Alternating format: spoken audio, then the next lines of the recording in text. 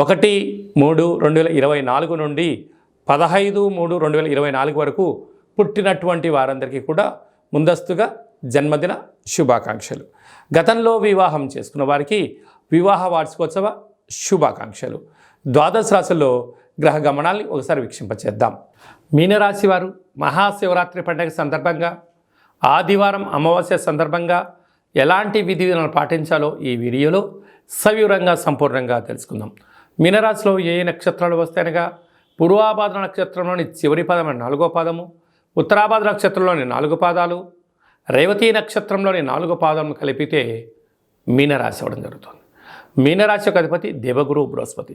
చాలామందికి పుట్టినటువంటి కాల సమయంలో డేటా ఆఫ్ బర్త్లో లేనటువంటి కారణం వలన పేరు యొక్క మొదటి అక్షరాన్ని అనుసరిస్తూ రాశిని తెలుసుకుని ప్రయత్నం చేద్దాం.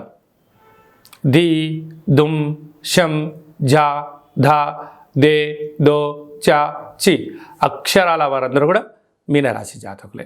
వీరికి ఒకవైపు ఏళ్లనాటి శని సంచార స్థితి జరుగుతున్నో రాశిలోని రాహు, ధనస్థానంలో గురువు, సప్తమంలో కేతువు, లాభంలో కుజశుక్రుల కలయిక, వ్యయంలో రవి, బుధ, శని సంచార స్థితి ఉన్నప్పుడు వృత్తులలో, ఉద్యోగాల్లో, వ్యాపారాల్లో మంచి మంచి అవకాశాలు మీ ముందర కనపడుతూ ఉంటాయి. కానీ అందులో విజయం ఎంత ఉంది, అపజయం ఎంత ఉంది, ఖర్చులు ఎంత ఉన్నాయి, దాని యొక్క శ్రమ ఏంటి అనేది ఆచితూచి నిర్ణయం తీసుకోవడం మీ వ్యక్తిగతంగా భావించగలగాలి.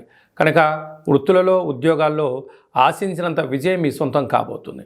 కనుక మహాశివరాత్రి సందర్భంగా మీనరాశి జాతకులు శనగలతో లేకుండా శనగపప్పుతో కూడుకున్నటువంటి పదార్థాలతో, నవధాన్యాలతో అభిషేకం చేయడం, పసుపును బాగా కలిపి ఆ పసుపు ముద్దతో మహాదేవుడికి అభిషేకం చేసి వాటి లలాట స్థానంలో బొట్టు పెట్టుకోగలిగినట్లయితే సువర్ణమయం మీ జీవితం.